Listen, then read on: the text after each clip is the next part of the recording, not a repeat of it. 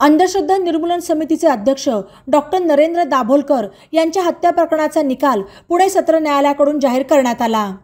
या प्रकरणी 3 आरोपींची निर्दोष मुक्तता करण्यात आली, तर दोघांना दोषी ठरवण्यात आले। डॉक्टर नरेंद्र दाभोलकर हत्या प्रकरणी वीरेंद्र तावडे, वकील संजीव पुनाळेकर आणि त्यांचा सहाय्यक विक्रम भावे यांची निर्दोष मुक्तता करण्यात आली, तर सचिन अंदुरे आणि शरद कळसकर यांना जन्मठेपेची शिक्षा सुनावण्यात आली। पुणे सत्र न्यायालयाकडून या प्रकरणी 5 आरोपींविरोधात खटला चालवण्यात आला। शरद कळसकर आणि सचिन अंदुरे यांनी दाभोलकरांची हत्या केल्याचे सिद्ध झाले। या दोघांनाही सश्रम जन्मठेपेची शिक्षा सुनावण्यात आली। या प्रकरणातील आरोपी वीरेंद्र तावडेवर कट रचल्याचा आरोप होता, परंतु सरकारी पक्ष पुरावा सादर करण्यात अपयशी ठरल्यामुळे त्याची निर्दोष मुक्तता करण्यात आली। त्यासोबतच पुनाळेकर आणि भावे विरोधातही आरोप सिद्ध होत नसल्याने त्यांना न्यायालयाने निर्दोष ठरवले।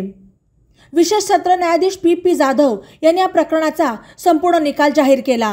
डॉक्टर नरेंद्र दाभोलकर यांची पुण्यातील ओंकारेश्वर मंदिराजवळील महर्षी विठ्ठल रामजी शिंदे पुलावर 20 ऑगस्ट 2013 गोळ्या झाडून हत्या करण्यात आली होती। डॉक्टर दाभोलकर हत्या प्रकरणाचा तपास पुणे शहर पोलिसांसह सुरुवातीला दहशतवाद विरोधी पथकाने अर्थात ATS ने केला होता।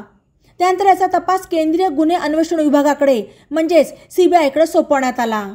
ई नवा मराठा YouTube चॅनलला सबस्क्राइब करा आणि बेल आयकॉनवर प्रेस करा।